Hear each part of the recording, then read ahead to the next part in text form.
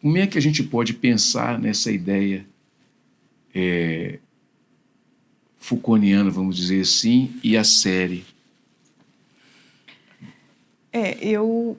Eu pensaria um pouco no sentido de o que me saltou aos olhos, a abordagem que é feita pelo Estado ao corpo de uma criança, né? Ali, estou falando, é um adolescente, mas o corpo dele é bem franzino, né? Uma abordagem assim que é de filme de ação, sabe? Ao momento que eles entram na casa, né? Que ele tem um episódio de se urinar mesmo, de medo, né? Pela abordagem que é feita. Eu fiquei pensando muito assim, né?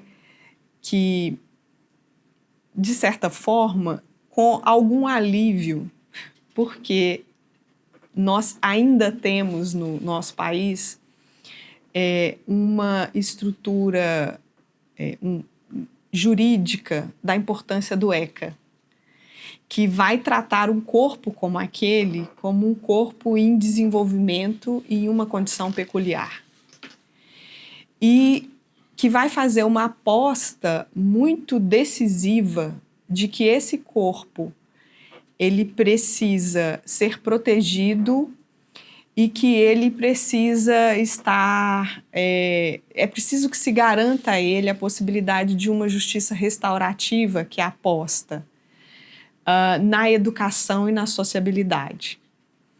E o que a gente vê na série é esse Estado que vai tratar esse corpo adolescente como um corpo que vai ser dominado, né? E que vai responder de um lugar equiparável ao corpo do adulto, né, com todos os mecanismos de proteção que um adulto tem, inclusive do exercício da própria autonomia. É desse lugar que me parece que o adolescente está respondendo lá. E isso também é muito preocupante, né?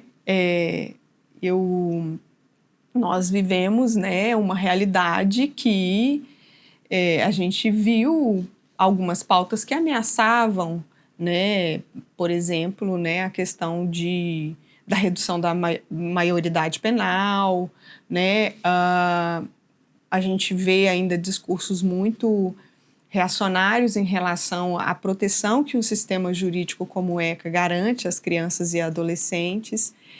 E a gente deveria estar festejando, porque são garantias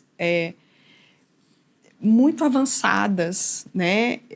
E que, vamos dizer que Foucault estaria contente de ver como o Estado está tratando o adolescente e a criança quando ele se pauta pela abordagem de uma infração a partir dos princípios e da doutrina que é estabelecida pelo ECA, que sofreu várias alterações, né? Tem alterações do ECA de 2022. Então, é um estatuto que está em constante revisão, né? E que estabelece proteções que são muito importantes. E ali na série também tem uma questão muito específica para a minha profissão, que é a posição que aparentemente a psicóloga, né, é colocada de interrogação dele, sabe? É muito preocupante que o exercício profissional, e ali a gente tem didaticamente um modelo de atuação que ainda bem não está estabelecido no Brasil, também por conta de um posicionamento muito claro do Conselho de Psicologia de que nós não podemos colocar a nossa profissão a serviço de criminalização de pessoas no sentido em que ela aparece lá.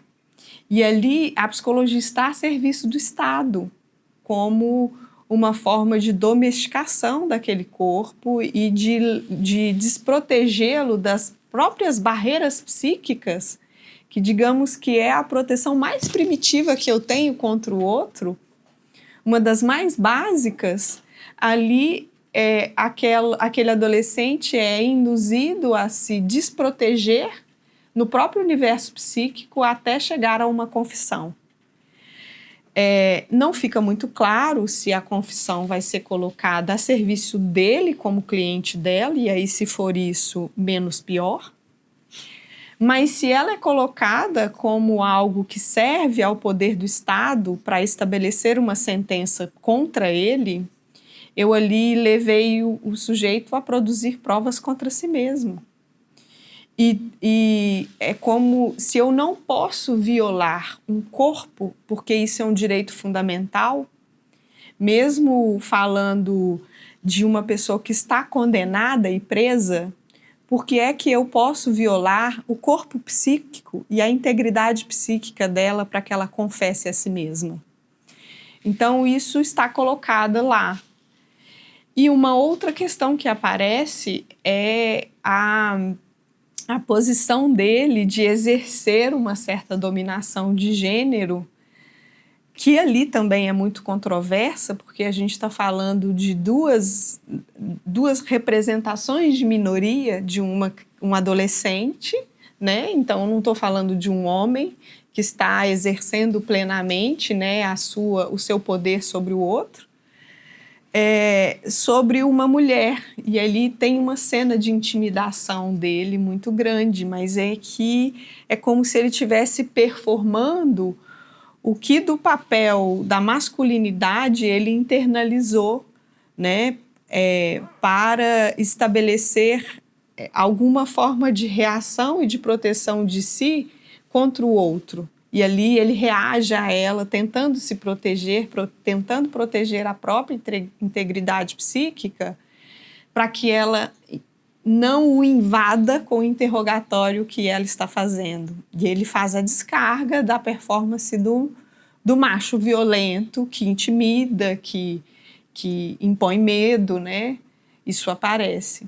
E é um recorte assim bem interessante. A cena, eu acho que ali ela ganhou uma complexidade interessante, mas que, se a gente for avaliar do ponto de vista do recorte da ética do fazer da psicologia, mesmo dentro do cenário judiciário, ali a gente tem uma cena que no nosso país ela é impensável.